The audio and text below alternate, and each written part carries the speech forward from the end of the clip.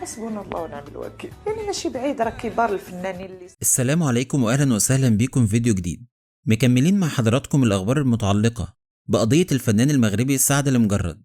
والنهاردة للأسف معانا خبر محزن جدا، وهو تدهور الحالة الصحية للفنان سعد المجرد، ونقله لإحدى مستشفيات السجن في فرنسا في حالة صحية حرجة جدا. هنعرف ايه التفاصيل وايه اللي حصل لسعد بالظبط. بس قبل اي حاجة من فضلك، لو انت واثق من براءة سعد المجرد وانه فعلا مظلوم في القضية دي، اعمل لايك للفيديو وشاركنا برأيك في التعليقات علشان دايما نكون على تواصل.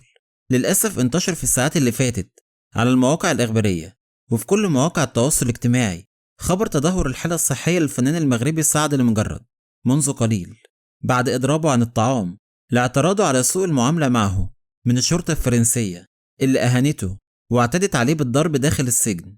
وده على حسب الكلام المنتشر على السوشيال ميديا، وإنه مضرب عن الطعام لدرجة إنه ما أكلش لحد دلوقتي أي حاجة من وقت ما صدر الحكم ضده بالسجن 6 سنوات. وكان انتشر في الساعات اللي فاتت تصريح لسعد المجرد لصحيفة لوموند الفرنسية، وقال سعد: أنا أتعرض لمؤامرة كبرى وتقف وراءها عصابة تريد تدميري، وكل التهم المنسوبة لي ظلم، فأنا لم أغتصب أحد ولم أعتدي على أحد، أنا بريء، وأطلب من الشعب المغربي الحر وبلدي الحبيب الوقوف إلى جانبي في هذه المحنة، وأنا أثق أن الله سيظهر الحق في القريب العاجل.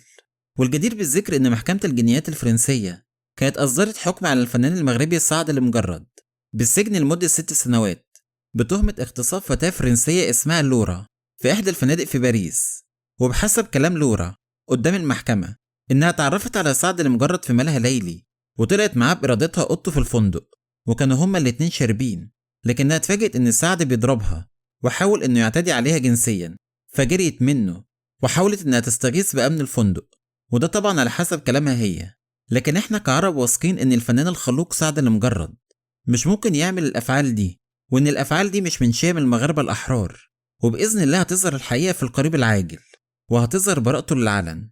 ادعوا له يا جماعه من فضلكم ان ربنا يفك كربه وكرب كل مظلوم.